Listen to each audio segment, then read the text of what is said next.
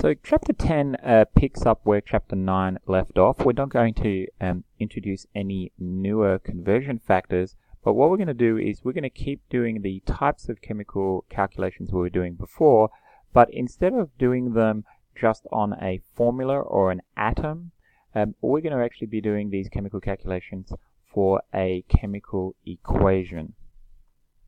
So key to understanding chemical equations is knowing a little about what we call the law of conservation of mass. So in a chemical change, or what we call a chemical reaction, one or more new substances will be formed. What we begin with is what I refer to as starting materials or reactants. And then the new substances that we're going to form, we call those guys products. So typically we'll also see physical changes accompanying our chemical changes, and we'll see energy being taken in or perhaps energy being released as our chemical change occurs.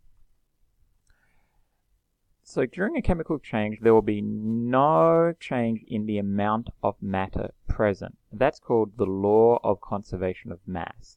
So in a chemical reaction, mass will not be created and it won't be destroyed. As atoms of one type can't be converted into atoms of another type during a chemical reaction, another way of stating this law is to say that in a chemical reaction, the number of atoms of each type is constant. So what's happening during the chemical reaction is we're just reorganizing how those atoms are connected to one another.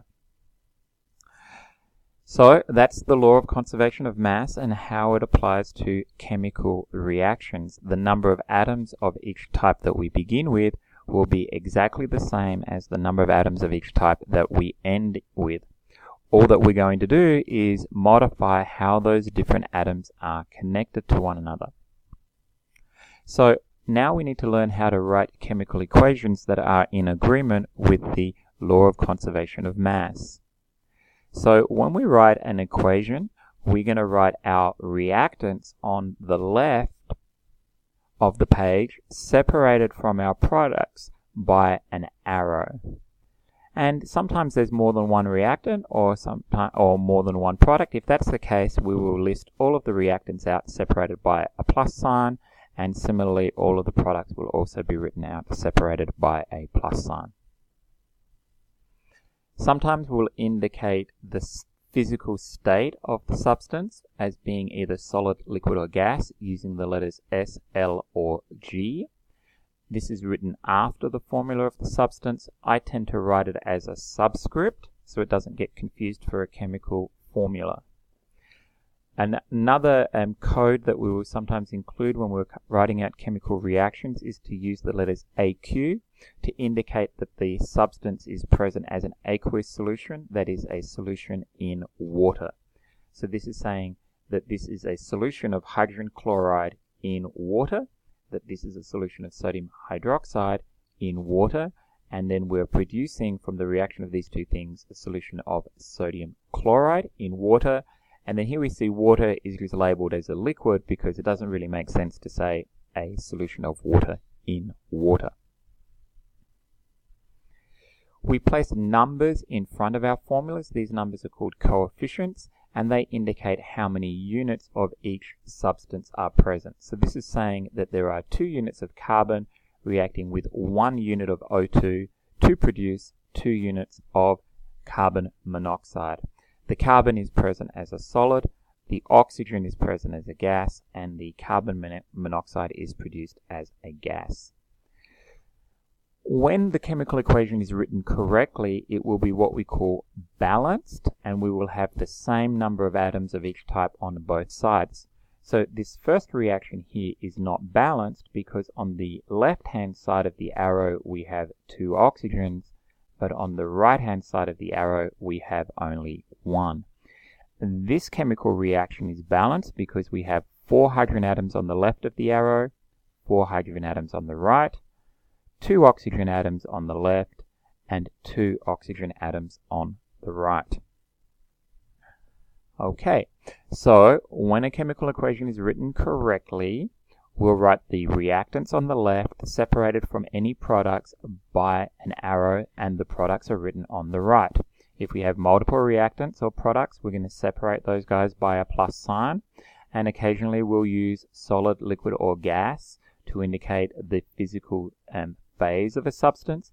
If the substance is dissolved in water, we might indicate this with the letters AQ. Coefficients, which are numbers, are placed before the chemical formulas to indicate how many units we have of each reactant or product. So, when we have the correct coefficients, we describe our reaction as being balanced. So, we're going to go through some systematic procedures for ensuring that our chemical equations are balanced. The process that we're going to be using is mostly based on what we call trial and error. We balance the atoms in the chemical equation by placing coefficients in front of the formulas. So, we see what we call a skeleton reaction with no coefficients, and we recognize that it's not balanced. In this case, the difficulty is that we have only 2 oxygen atoms on the left here, but we have 2 plus 1 or 3 oxygen atoms on the right. In order to get this to balance, what we need to do is to add 1 or more coefficients to any of the components that are present until we bring everything into balance. And in this case, I can achieve this by putting a 2 in front of my O2 and then a 2 in front of my hydrogen. And when I do this, I end up with 4 hydrogen atoms, 1 carbon atom, 1 carbon atom, 4 hydrogen atoms, and now I've got 2 times 2, 4 oxygen atoms, and then 2 plus another 2 gives me 4 oxygen atoms, and I'm confident that this is balanced. Now, sometimes when I balance a chemical equation, I might end up with numbers that are too big and could be reduced by a common multiple. So here's a balanced chemical equation, but you can see I could reduce these coefficients in each case by a factor of 2 and it would still be balanced. So we always want to make certain that our coefficients are the smallest whole numbers that are possible. So it is better to write what I've written on the top line here rather than what I've written underneath, where each of the coefficients could be simplified by dividing by the common multiple of 2. So let's do an example. Here we have a skeleton reaction. There's no coefficients there, but the products and reactants have been identified correctly.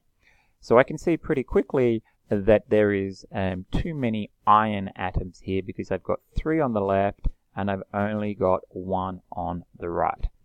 When I balance, I like to begin with the most complex compound, the one that contains the greatest variety of atom types. And in this case, that's going to be the Fe3O4. So I recognize I have 3 atoms of iron on the left and only 1 on the right. I have 4 oxygen atoms on the left and only 1 on the right.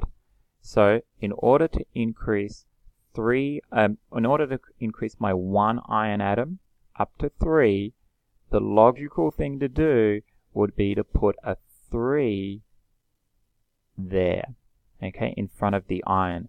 So I've got this guy worked out now because I just multiplied that by 3. Now how am I going to get 1 up to 4? Well, I need to put a 4 there. And then I'm going to times everything there by 4. So now I've balanced both the iron atoms and the oxygen atoms. And what I can do now is move on and start thinking about the hydrogen atoms. So here I am at this point, and now I'm going to focus my attention on this guy here. I haven't yet worked out the hydrogen atoms. So on the left, at the moment, I have 2 hydrogen atoms, and on the right, I've got 4 times 2, or 8 hydrogen atoms. So I need to get my 2 up to 8. And the best way of doing that would be to put a 4 right there. So there I go. I put a 4 there, and now everything looks good. I've got 3 iron atoms on the left, and I've got 3 iron atoms on the right. I've got 4 oxygen atoms on the left, 4, and then I've got 4 times 1, 4 oxygen atoms on the right. I've got 4 times 2, or 8 hydrogen atoms on the left, and then I've got 4 times 2, 8 hydrogen atoms on the right. So in balancing my skeleton equation, what I did was I just modified the coefficients. I put a 4 in front of the H2, and then I put a 3 in front of the iron. I didn't modify any of my formulas. I didn't add or remove any substances. I just added a couple of coefficients. I should point out I also put a 4 in front of the water there. Okay, so here's a more complicated one. I've got this guy here, C4H10 plus O2, reacting to form carbon dioxide and water. So this is a skeleton equation, it has no coefficients. The reactants and the products are identified correctly, I just need to bring it into balance. So I note that this is my most complicated thing, so I'm going to begin by balancing for carbon and hydrogen. So on the left I have 4 carbons and 10 hydrogens, and then on the right I've got 1 carbon, and then over here I've got 2 hydrogens. So I can get my hydrogens to balance by putting a 5 up here, and then I can get my carbons to balance by multiplying everything there by 4. So at this point it looks good for carbon and it looks good for hydrogen.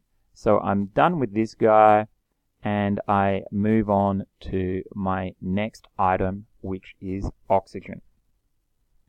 So how many oxygens have I got? Well, on the left I've got 2, and then on the right I've got 4 times 2, which is 8, plus another 5, that gives me 13. So I'm going to need a coefficient over here to get 2 up to 13. So I've got to multiply by 13 on 2. Or another way of saying that is I'm going to be multiplying by 6.5. And now everything balances. 4 carbons, 4 carbons. 4 carbons, 4 carbons. 10 hydrogens, 10 hydrogens. 5 times 2 gives me 10 hydrogens. 6.5 times 2 gives me 13 oxygens, and then this is a little more complicated. 4 times 2 gives me 8, plus another 5 gives me 13 oxygens. So everything is balanced, but there's one difficulty. We want the smallest set of whole numbers that causes this to be balanced, and 6.5 is not a whole number. So what I'm going to do to get rid of that half in the 6.5 there is I'm going to multiply everything in my balanced equation by 2. So now, instead of having one of these guys, I've got 2. Instead of having 6.5 of these guys, I've got 13. Instead of having 4 of those, I've got 8. And instead of having 5 of those, I've got 10. Now everything still balances. I've got 8 carbons over here, 8 carbons over here. 2 times 10, I've got 20 hydrogens on the left, and then 10 times 2, I've got 20 hydrogens on the right. 13 times 2 gives me 26 oxygens on the left, and then this gets a little complicated.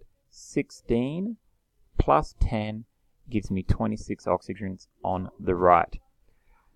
So sometimes when you're balancing, you might end up on your first attempt with a fractional coefficient. And that's particularly true if you have one of those 7 diatomic elements, because it just kind of works out like that sometimes. So don't be afraid to use a half to get things to balance initially. You can always then, once you've got it all worked out, multiply everything by 2 and the half will disappear. Alright, so how we balance equations is by placing coefficients in front of one or more of the chemical formulas for our products and reactants, and what we're aiming to achieve is to have an equal number of all of the atom types that are present in both the products and the reactants. we should adjust our coefficients so they are the simplest or the smallest set of whole numbers. Sometimes that means multiplying all of our coefficients by a number to eliminate a half, and sometimes that means that we're going to divide by a common multiple to reduce our coefficients to the simplest set of whole numbers. Alright, so we won't be talking about classes of chemical reactions. But what we're going to do now is we're going to skip ahead and we're going to be talking about how we can do those mole calculations that we were doing earlier on chemical equations rather than just on a compound or an atom. So the key idea here is going to be what we're going to be calling a mole ratio. So that is how the number of moles of one component is related to the number of moles of another component. That's going to be our key idea. So we need to have a balanced reaction to do this. And if we have a balanced equation, we can determine how much product can be formed by a given amount of reactant. So here's the problem. It says if 2 moles of methane, or CH4, is reacted with O2, how much water is produced? So here's our balanced equation. We have to have the balanced equation. This will be given to you in the problem. And what we're saying is we have 2 moles of methane and we want to know how much water we will make. Because this equation is balanced, we know that for every 1 unit of methane consumed, 2 units of water will be produced. So the math is not too hard. We're trying to figure out our number of moles of water, and I will often use the symbol lowercase n to indicate number of moles. I have 2 moles of methane, and from my balanced equation, I can see that for every 2 moles of water, I require 1 mole of methane.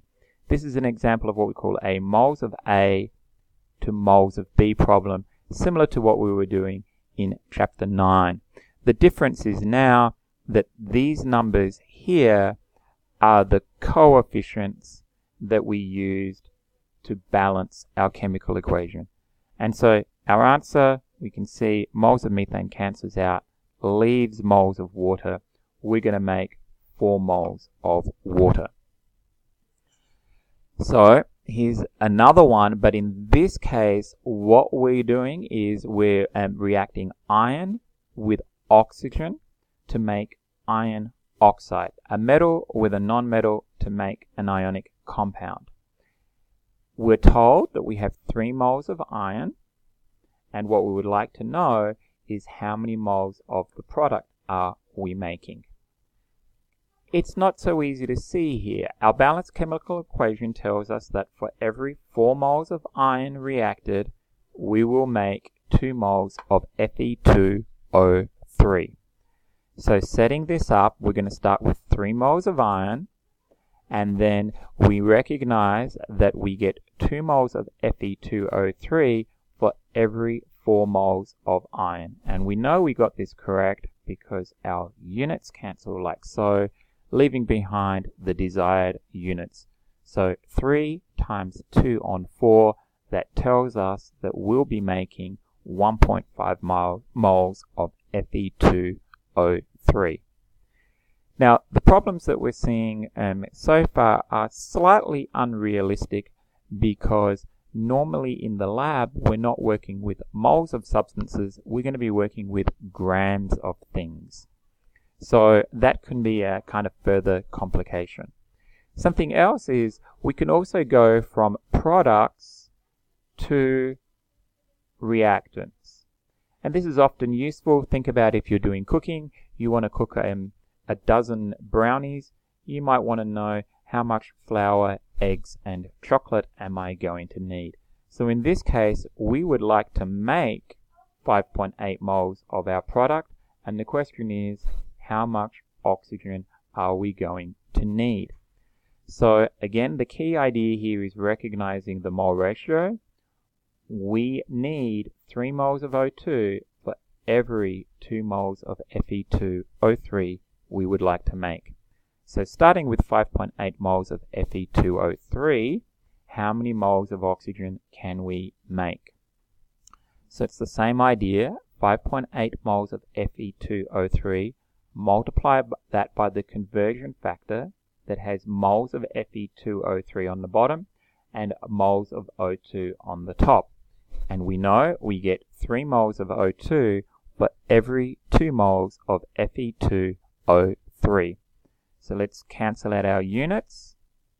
We feel confident that everything is looking good, and we can go ahead and do the math. 5.8 times 3 on 2 tells me that I would require 8.7 moles of O2. So what are we doing here is what we call a moles of A to moles of B conversion. We're going to be given moles of some substance. We will multiply this by what we call a mole ratio to get moles of the other substance. Our mole ratio is simply the coefficient of what we're interested in divided by the coefficient of the substance that we are provided the number of moles of. So these coefficients are just the numbers that appear in the balanced chemical equation.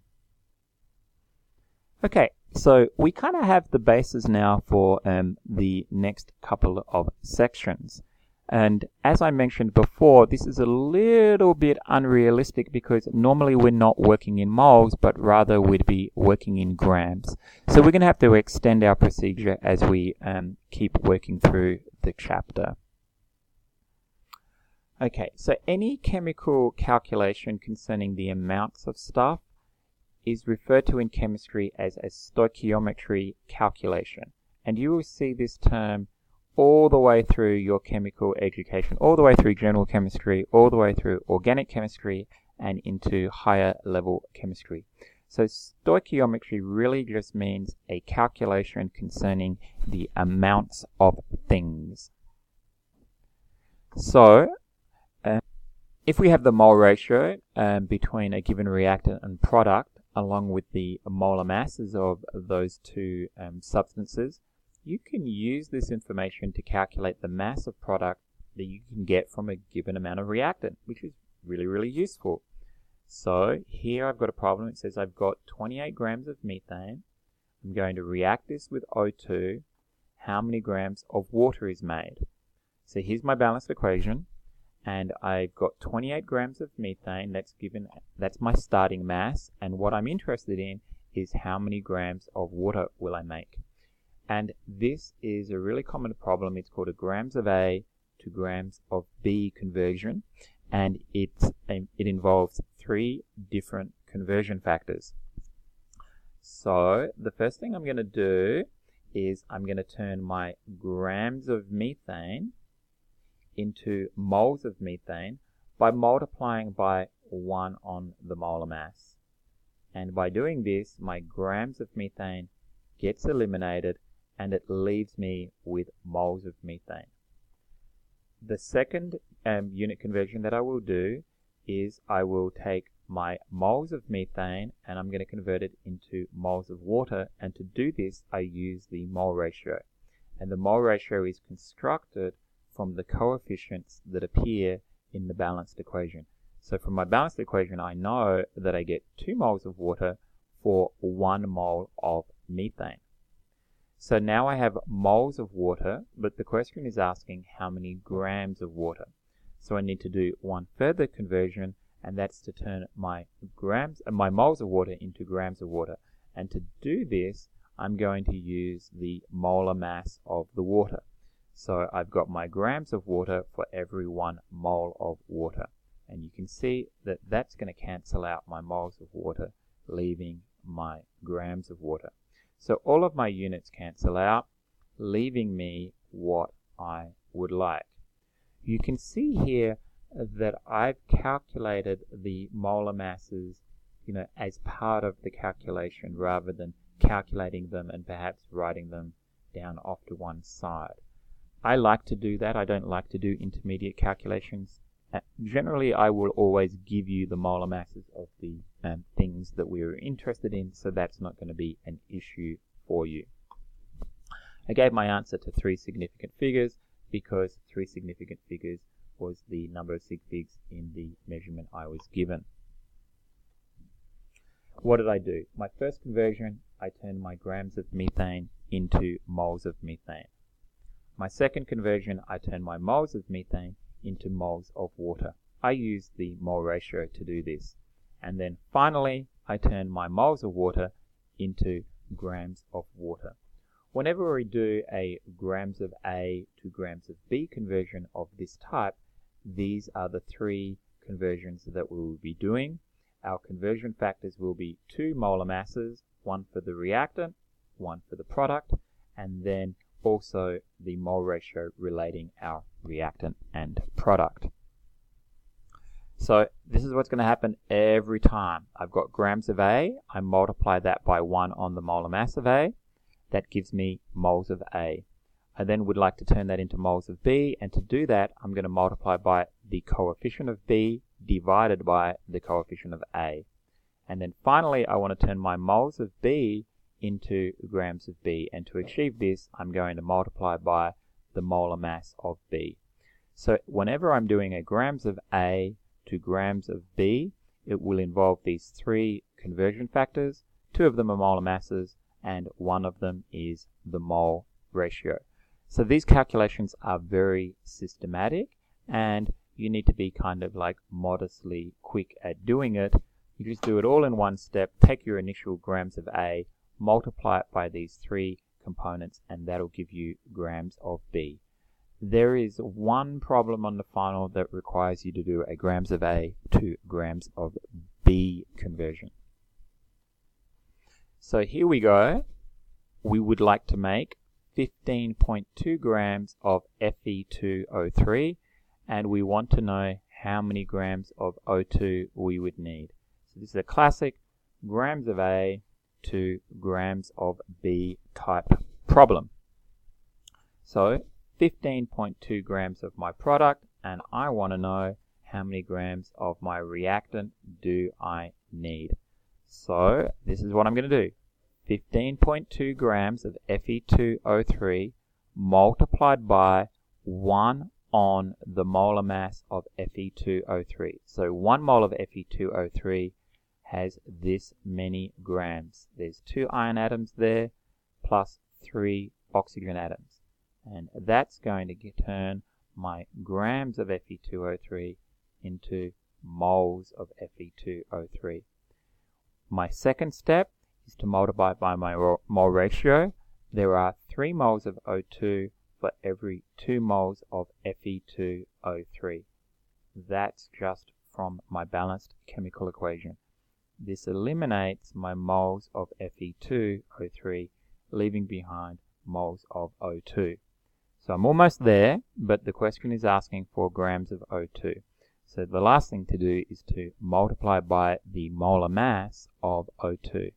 So 2 times 16 grams of O2 for every 1 mole of O2. This is just me computing the molar mass of O2. And so now I can see moles of O2 cancels out, leaving behind grams of O2 as my only remaining unit. So when I put all of this into my calculator, I get 4.57 grams of O2. So the first step in the calculation, I turned grams into moles by multiplying by 1 on the molar mass of what I was given. The second step, I'm going to multiply by my mole ratio to get the number of moles of what I want, which in this case was moles of O2. And then finally, I'm going to multiply by my molar mass of O2 to get my grams of O2. So every time I'm going to be doing these same 3 steps whenever I'm doing a grams of A to grams of B. So the take-home message here is that we can use our mole ratios to calculate the amount of product produced from a given amount of reactant, or alternatively, the amount of reactant required to produce a given amount of product. So now we're going to step it up, and we're going to do the big kids calculation. And I think I might put one of these on as a extra credit problem on the final, depending how I'm feeling, even if I can think of one. So in everything that we've been looking at so far, we've always had exactly enough of each reactant to ensure that the reaction went to what we call completion. So we've always set things up like there was a certain amount of one reactant, and then there was a much larger amount of the other reactant, and what that causes to happen is it makes certain that this guy always gets completely used up. This one will run out and some of this will remain. So the reactant that gets exhausted is called what we call the limiting reactant. That one gets used up.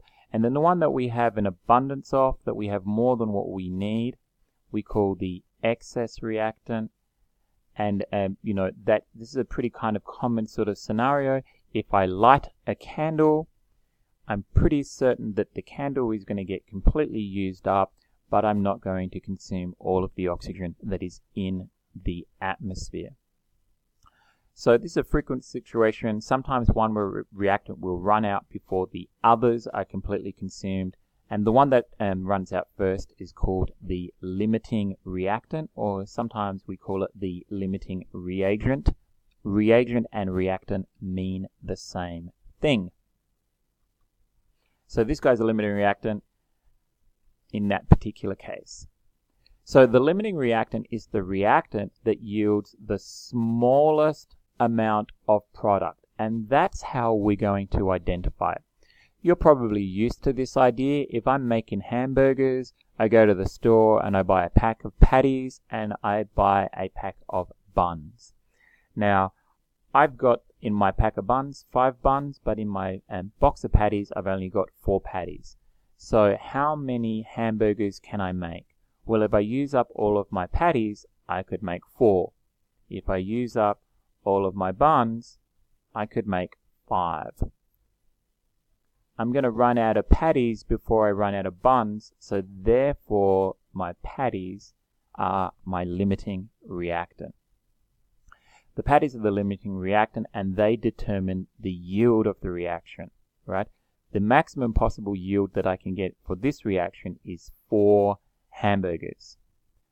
So we're going to follow a similar protocol when it comes time to determining the maximum possible yield of a chemical reaction, and also to identify what is the limiting reactant. So here's a reaction, pretty familiar. It's called the combustion of methane. 1 methane reacts with 2 oxygens to produce 1 carbon dioxide and 2 waters. So if 2 moles of methane is reacted with 1 mole of O2, what would be the limiting reactant? So if I use up all of my 2 moles of methane, I could make 2 moles of CO2 and 4 moles of water, because for every 1 CH4, I make 1 CO2 and 2 waters. Now I've got 1 mole of oxygen, and so for every 2 moles of oxygen, I make 1 mole of CO2. So if I've got 1 mole of oxygen, I'm going to make a half a mole of CO2. And for every 2 moles of O2, I make 2 moles of water. So if I've got 1 of these guys, I'm going to make 1 of those guys. So for every 1 mole of O2, I will make 1 mole of water. So which of our 2 reactants produces the smallest yield? It's this guy, my 1 mole of O2. O2 will be the limiting reactant. What will my maximum possible amount that I make be? It'll be half a mole of CO2 and 1 mole of water. Now, it's important to recognize that if I'm just trying to identify the limiting reactant, I don't have to consider the yield of both products. I could have done this just by considering the yield of CO2. So I only have to check the yield of one of the products in order to confirm what is the limiting reactant. Frequently, the amounts of reactants and products will be given to us in terms of grams. So we'll have to work with mass units to do this calculation, and we're going to be doing 2 grams to grams calculations in order to identify the limiting reactant and to figure out what is the maximum possible yield. So here's an example of this. I've got 16 grams of methane, reacting that with 96 grams of oxygen, and I'm attempting to identify what is the limiting reactant. So let's just pick one of my products. Maybe I can pick CO2 and see how many grams of CO2 I can make from 16 grams of methane. So here we go. If I've got 16 grams of methane, multiply that by 1 on the molar mass of methane. Grams of methane cancels out, leaving me moles of methane. My mole ratio between CO2 and methane is 1 to 1. 1 mole of CO2 for every 1 mole of methane. That gets me to moles of CO2. And then my final step is multiplying by my molar mass of CO2, and that tells me my grams of CO2. So that's how much I would make if I used up all of my methane. What about if I used up all of my O2? 96 grams of O2 multiplied by 1 on its molar mass, and that eliminates grams of O2. Now I'm going to multiply by my mole ratio, and I get 1 CO2 for every 2 O2s. And that gets rid of my moles of O2. And then my final step is to multiply it by my molar mass of CO2 to give me my grams of CO2. So there we go there. And all of my units cancel out. Everything looks great. So what is the smallest of these two values? It's this guy here. So that immediately identifies that it's my 16 grams of methane that is my limiting reactant. So what will happen? The methane and the oxygen will react until I make 44 grams of carbon dioxide, at which point I would have run out of methane and the whole reaction stops. CH4 in this case is the limiting reactant. The maximum possible yield is 44 grams of carbon dioxide. You can see I didn't do anything with the water. I only have to check one of the products to see which is produced in the smallest amount, and I just happened to choose CO2. I would have got the same answer if I had picked water. So that's the idea of the limiting reactant. It's going to require 2 calculations, one for each reactant, in order to identify which is the limiting reactant. It's important to realize that the limiting reactant determines the yield of the reaction, because once the limiting reactant is consumed, the reaction will stop. Okay, so now we're on to our very last topic, which is concerned with yields. And this is really pretty simple and quick and easy. It's just the last little icing on the cake, and then we are finished with Chemistry 139.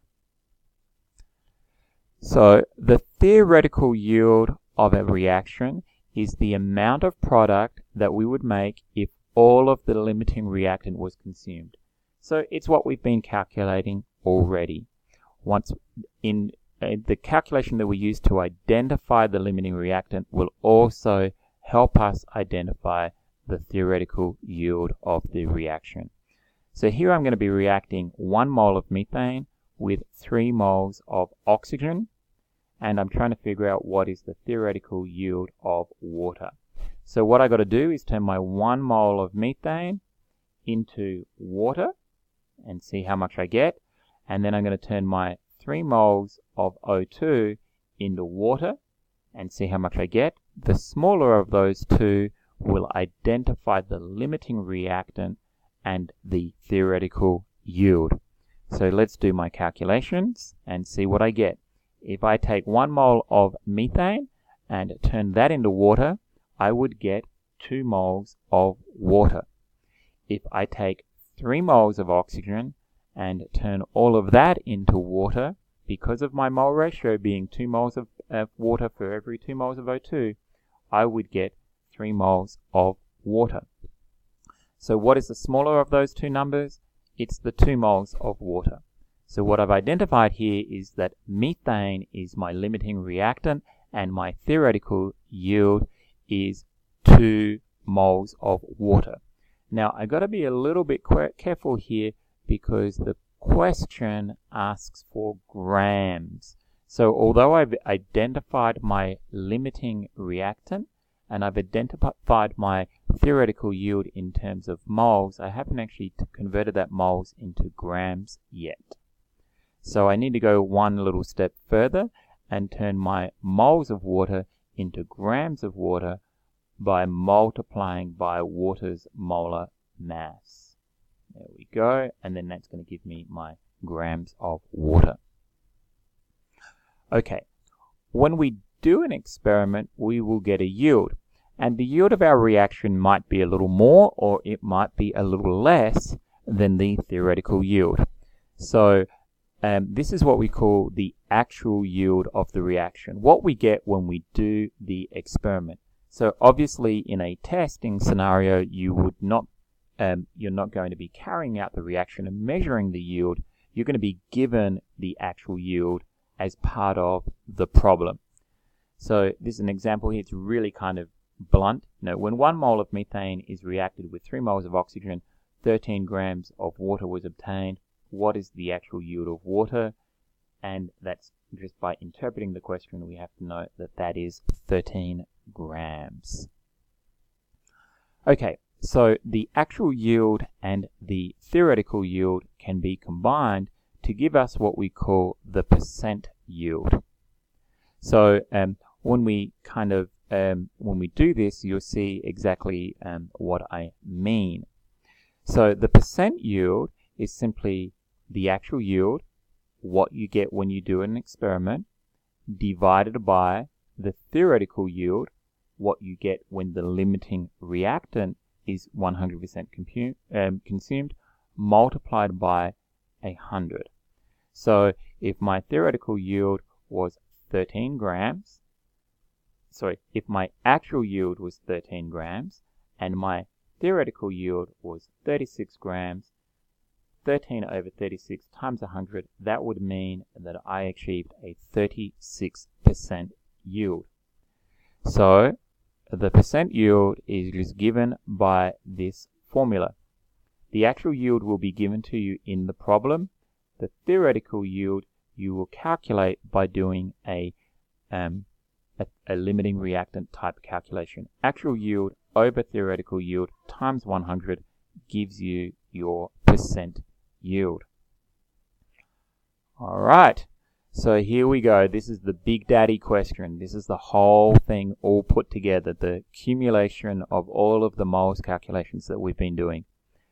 If I react 16 grams of methane with 96 grams of oxygen, 13 grams of carbon dioxide is obtained. What is the percent yield of CO2? So my first step is I have to figure out what is the limiting reactant, and in the course of doing that, I will figure out the theoretical yield.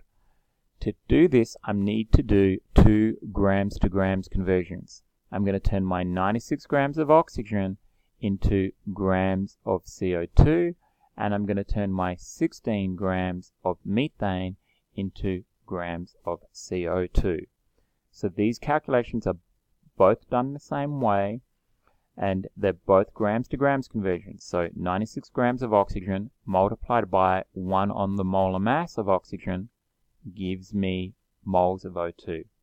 Now I need to multiply by my mole ratio, so I get 1 mole of CO2 for every 2 moles of oxygen. There we go. Now I got moles of CO2. And then finally I'm going to multiply by my molar mass of CO2, and that will eliminate my moles of CO2, giving me grams of CO2. So I do all of that, and I decide that if I use up my 96 grams of O2, I could make 66 grams of CO2.